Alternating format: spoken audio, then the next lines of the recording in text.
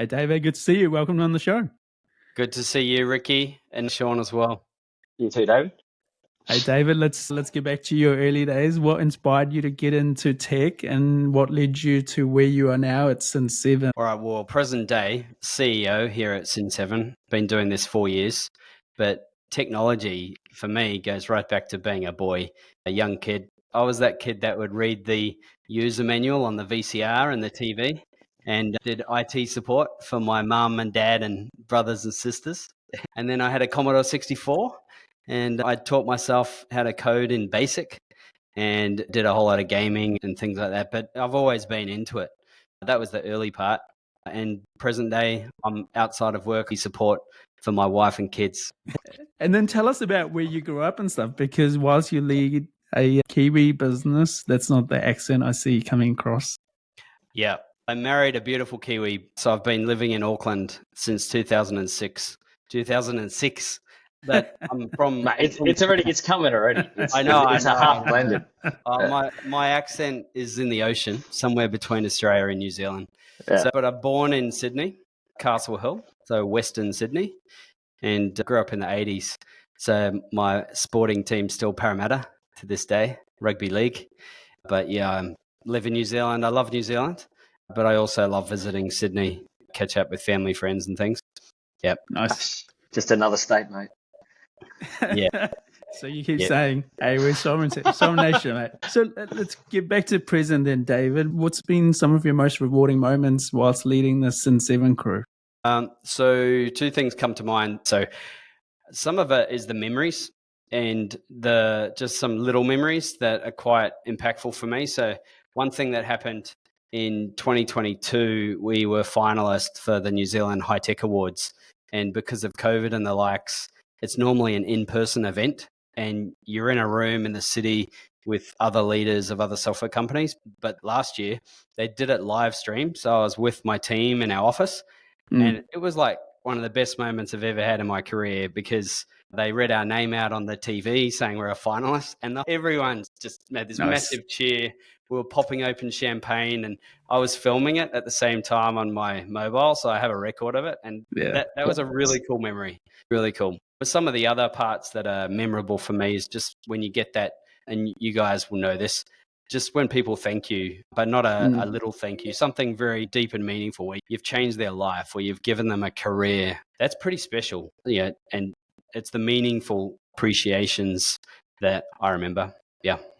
So Ricky asked all the fun questions. I ask all the hard ones. So being a CEO is not always fun. It's not always easy. So can you think about challenging situations that you've gone through? The last 4 years have not been the easiest 4 years to run a business. So can you think of some challenging situations where, that you've had to go through and what strategies and what did you do to work through and overcome some of those? Like the rest of the world, there was COVID and this thing called COVID and the pandemic. You may not have heard of it, but I don't want to talk about that today. I'm a bit sick of talking about that. So I'm going to give you a different answer.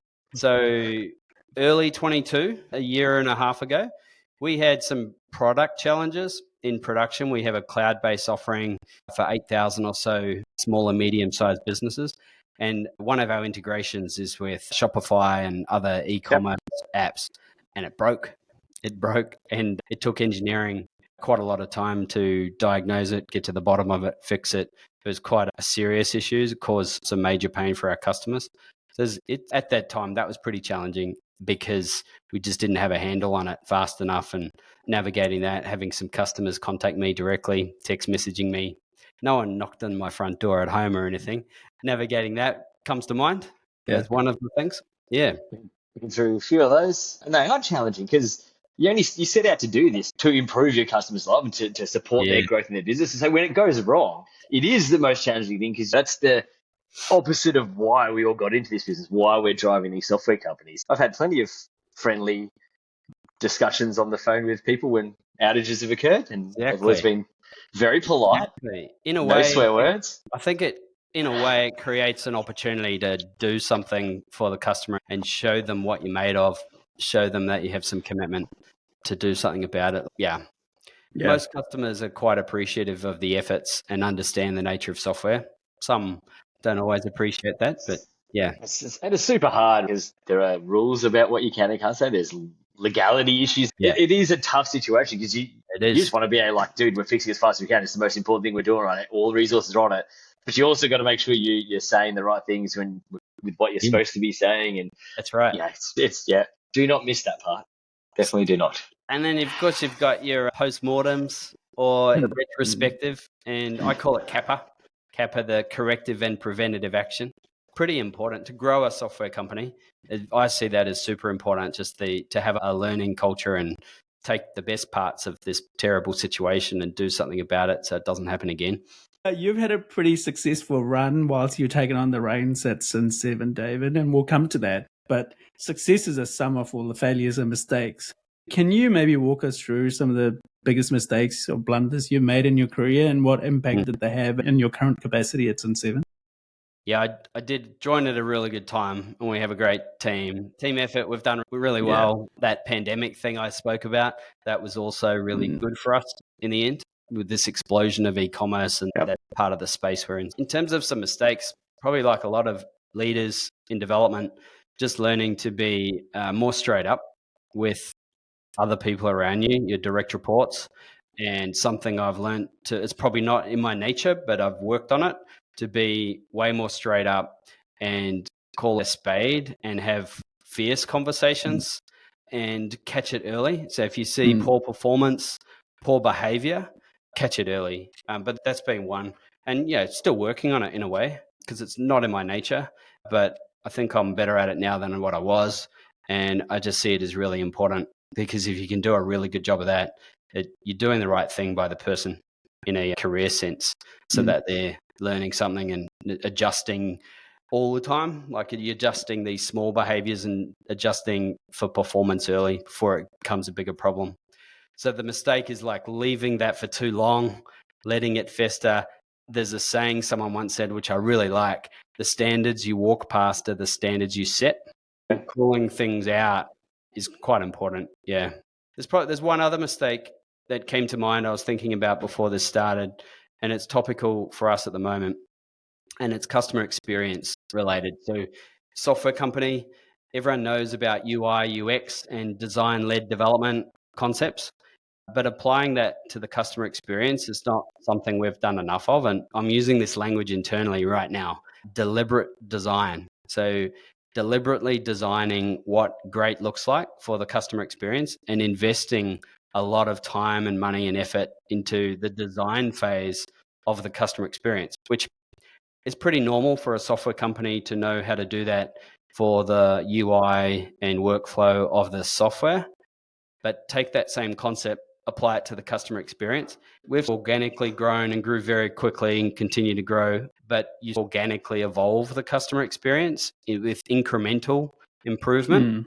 What we're working on now, and I'm excited about it, is deliberate design. So designing a step change to the customer experience and putting a lot of effort into it so we can step change it through 2024. So that's pretty cool. But the mistake is not doing that enough up front. We could have done that a few years ago and we may have been better for it. And I think if I was doing this kind of role again in a new company, I think I would put more focus into the upfront design concept. Hey, you also mentioned about people in there, and obviously as a CEO, you're only as good as the team you lead. What's your thought pattern, or how do you think about forming a leadership team that's going to take you to the next stage?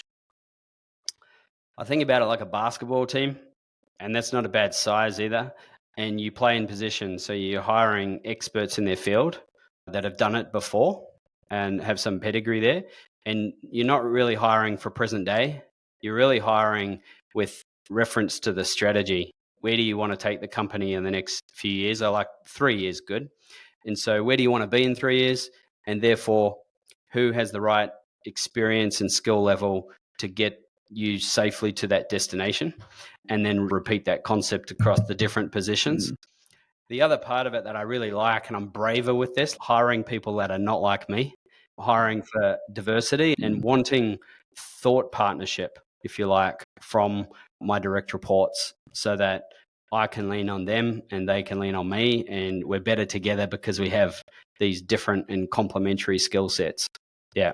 One of the things that I always championed is if you can get enough people to walk in step with you and follow your vision, then success will follow, right? So alignment, I think, is super important to how you actually drive your business. So when you think about alignment in your business, like is that a conscious thought? What do you do things to drive alignment within your executive team and the wider business?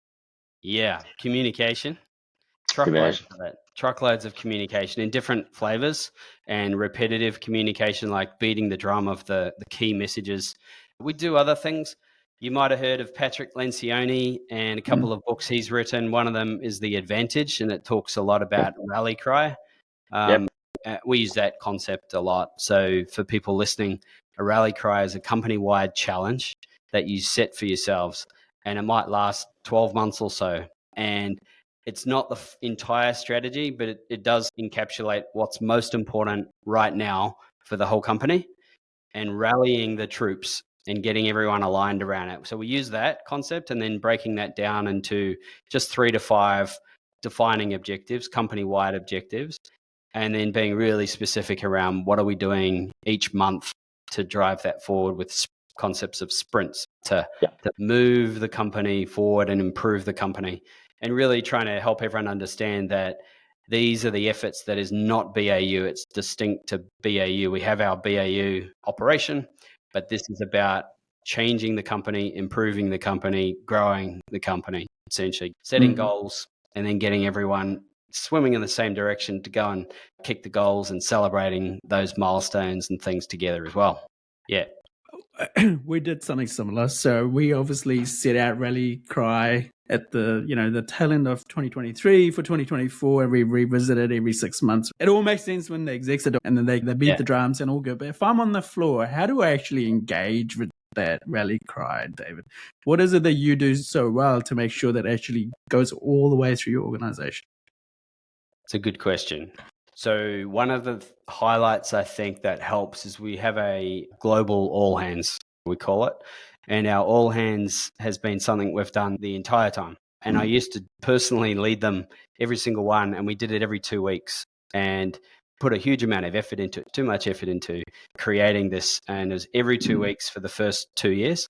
Maybe 2 years ago, roughly, we changed to monthly, and we definitely rotated around. And I'm still one of the key speakers, but we have more people involved in the prep. But we take it very seriously. There's a lot of prep, and we see it as a super important meeting. So we do that.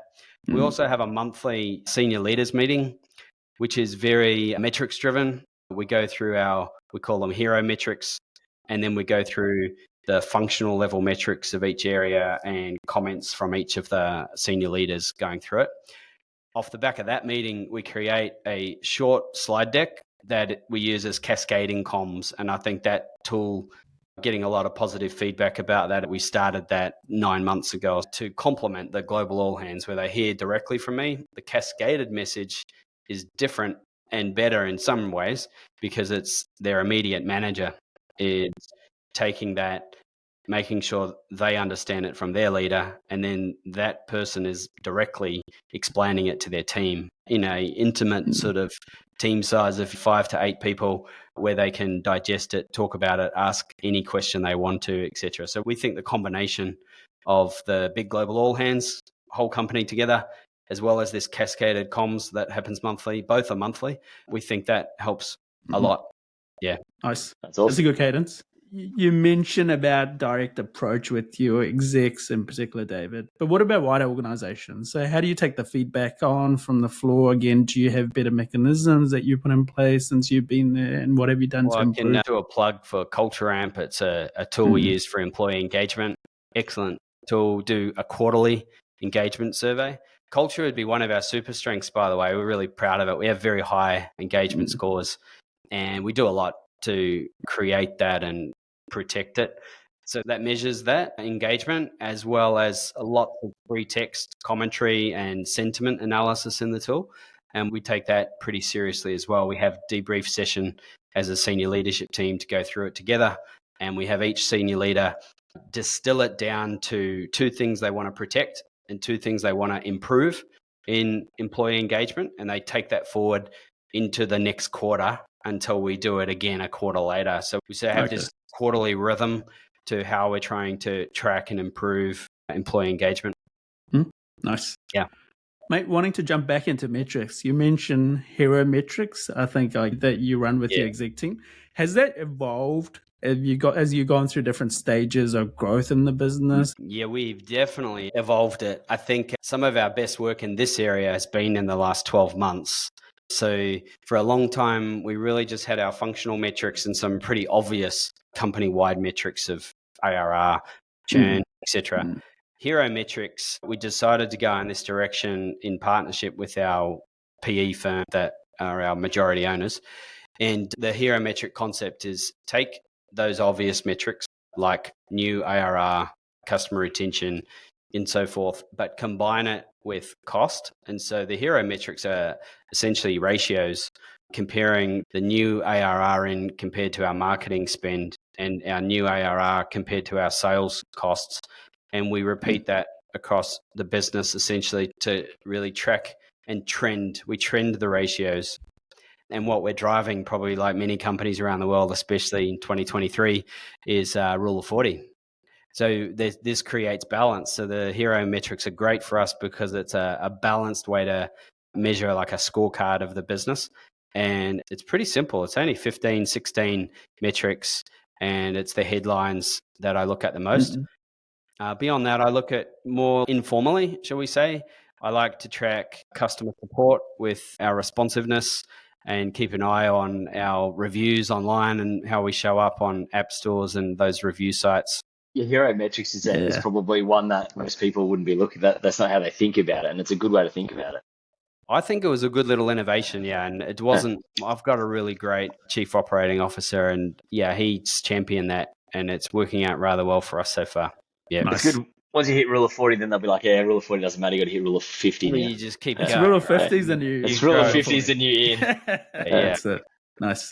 Switching up gear a little bit here, David. David. 40 plus. It's rule of 40 plus. That's it. That's it.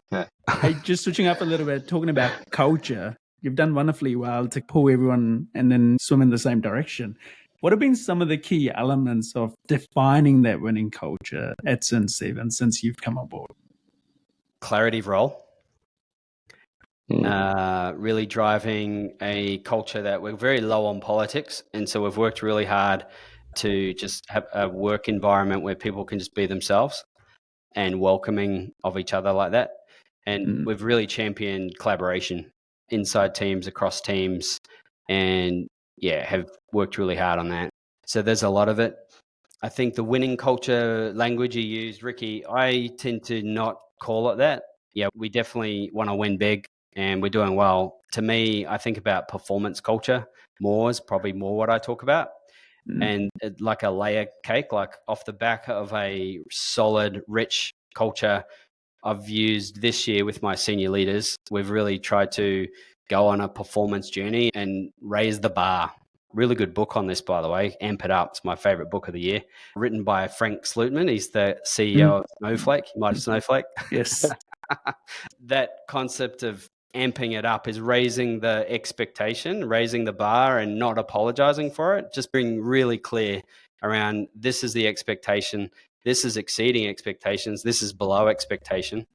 And then just really creating a culture of strive where everyone's trying to be their best and people are trying to develop their careers. So let's give them opportunities to develop. So that's what we keep working hard on now. And for me, it's been a layer cake. We can afford to do that because we've already got a good culture. So now we're like challenging our culture, going on the performance journey and an efficiency journey. We're push on that rule of 40 again. We've been pushing this year time efficiencies and cost efficiencies and looking for innovations in that area and celebrating that. So that the winning culture piece, Ricky, like for me, it's a win if we find a time saving or a cost saving, not just revenue. Yeah. Nice. That's a good way to put it. David, the other remarkable thing about Cin7 is you're one of the only few companies from this part of the world that's managed to crack the code and go global. You've done it wonderfully well. You've scaled it to God knows how many countries. I'm sure you're going to let us in on that. But can you tell us what have been some of the biggest challenges in order to break that code and get it to that success story that it is now? What did you have to overcome since you've been at helm? Yeah, sure. So far, since you asked, about 100 countries we're in. We don't focus on all 100. That's just organic leads coming, and we'll say yes to those. But around 8,000 customers and growing. The main markets for us would be US, Australia, UK, New Zealand, and a very long tail. How did we crack the code? So we started in New Zealand, but New Zealand being a really small country off to the east of Australia, Sean. Separate country. Not a state. You're born global because it's like, from my perspective, it's a little less interesting to start a software company where your vision is to win big in New Zealand. So you're born global, and when you have that in the early stages, building with that in mind in how you build the software and build the design, the service around the software. So that's part one. Part two, New Zealand's quite a trusted country, trusted to work with. There's a trust that if you're going to buy software from a New Zealand company, then you'll get what you paid for, etc. So that helps a lot in the early days. I think a lot of the rest of it is trying to be very globally minded early and stay globally minded and remove the blinkers. Particularly, like, the world has this 24/7 clock. So how do you provide an even level of service in the software and the services around it, no matter where in the world you are? And how can you be easy to deal with? And what happens when there's an outage at 3 a.m. when people are sleeping in New Zealand? And you have to, like, proactively design the service around all of those kind of scenarios. And if you do that well in every part, like that entire customer experience, the sales stage, the onboarding stage, support, and the product itself, that helps a lot.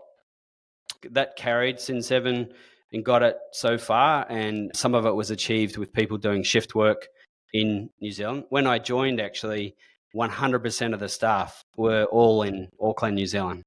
And at the time, customers in roughly 25 countries and growing quickly and doing really well, but just did it all from New Zealand. I think software companies, you scale it to a point where you actually want people on the ground in different geographies. That makes it a little easier to provide 24/7 support and provide local industry expertise, which you ultimately need. I think that's, for us, that's been amazing for US. Like, our US is and would continue to be our biggest opportunity. It's a huge market, and we keep working on winning big in the US. And we couldn't do that without having a strong team in the US. Yeah, nice. Hey, one of the core pillars of scaling a business is M&A. And I think you've done some really good transactions, David. Can you touch on those and what's been your experience in those activities at Cin7? Yeah, pretty interesting. It's one of the hardest things we did, and it did work out rather well. I think timing-wise, it was good because it was in the middle of that pandemic. And so we acquired two companies entirely on Zoom at the same time, both at the same time in February. This was 2021, February 2021. So we announced two at the same time. There's an awful lot of communication that you guys, I'm sure, are familiar with in that first few weeks. And then you quickly working hard on, like, culture assimilation, etc. And that global all hands, super important tool for us that helped us massively. So we integrated the company at that level, communication, culture, and at the most senior leadership level. But actually, other than that, we largely left it alone for over a year. And we were prioritizing seizing market share and revenue growth. In the end, that worked out really well for us. We needed to focus on that. It gave us the space to just work on that instead of trying to cut out IT systems and get everyone on the same Google Workspace and stuff like that. So we've since done, in the last 12 months from present day, we've worked really hard on that, and we've deeply integrated the company now. I call it one company inside and out. So we've removed all the confusion and things and got everyone really in the headspace that we are Cin7, and internally and externally. Change product names, change branding and things, and the company is Cin7. Just for anyone listening out there, and you've gone through the successful transaction twice, David, what were some of the mistakes that you made that you wouldn't want to repeat if you were to do it again? I think personally, CEO, like, I sort of just absorbed a lot of when there was no natural fit of who should someone report to, they reported to me. It's you. Yeah. You were the default. I would not do that. I would not do that again. Yeah. And I'd probably push a bit harder to have a structure that's a bit more scalable so I can actually work on the business and not get sucked into the business. So that's one thing. Keep me freed up. That's one. Another one's probably put more time and effort into understanding this thing that we've acquired. Most of it's going really well, but more upfront effort into the most important problems to solve and putting your best people on it and having a very specific, almost like the rally cry concept, just very specific monthly goals to work on that and iron that out more quickly. Yeah, but overall, I feel like we just landed it quite well, only because we took it slow, I think, and we could afford to because they were organically growing. It wasn't in the end as hard as what I thought it was going to be, but it took a long time. It does massively increase the complexity of a company, though, to acquire. And I have this saying that complexity is the enemy of growth, because I think ultimately it gets in the way of just being able to truly scale a company up and grow the brand and get on with that sort of positive work rather than dealing with problems and challenges internally. But yeah, present day, I think we're doing all right. We've gone through a lot of the challenges, and yeah, just in our case, I do think the strong culture we had before the acquisition and the work we did to work on assimilating the two cultures and making that the priority, that worked out pretty well. Nice. Like we did exercises, like we took the company values of those two companies and looked at our company values, and we did a few long workshops really early, like first 3 or 4 weeks, and landed on a refreshed set of company values that we could all believe in and get behind, and then we communicated that many times over, etc. So that's some of the things I remember doing. The rest is all a blur. I mean, if you think, mate, you guys are scaling rapidly, you're acquiring stuff, you're in multiple countries.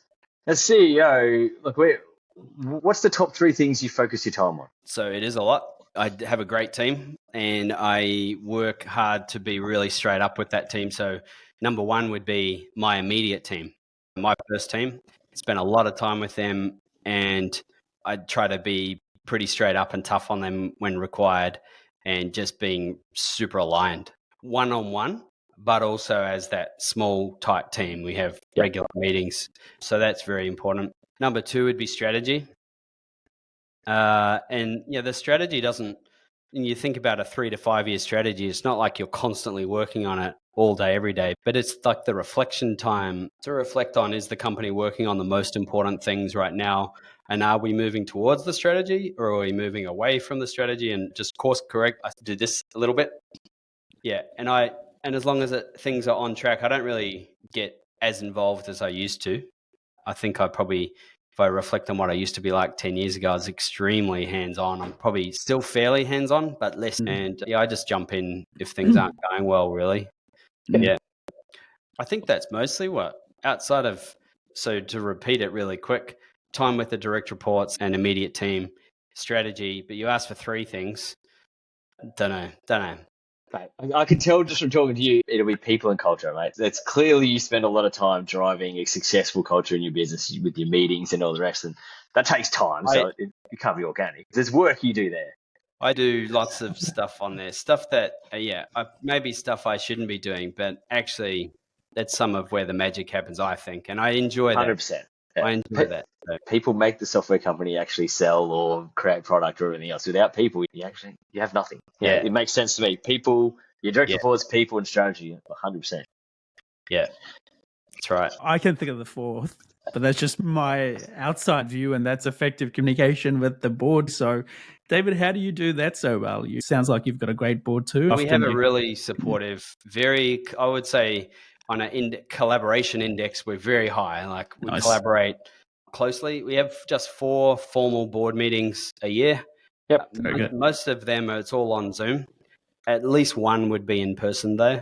And then outside of that, we have a monthly operating committee meeting where myself and my COO will take them through those hero metrics I talked about and some other important business updates, particularly on those rally cry initiatives. And that's very straightforward monthly meeting with a quick pre-read. And then I have an informal, quick one-on-one every week with the chairman. And sometimes we cancel it. We cancelled it this week. Didn't have anything. Must be in a good shape. Yeah, and that's sometimes right. we're just talking about non-work stuff. Like it's just whatever's on at the moment, what's on my mind, what's on his mind, and it's relationship. Yeah, they're That's a good it. team. 100%. Yeah.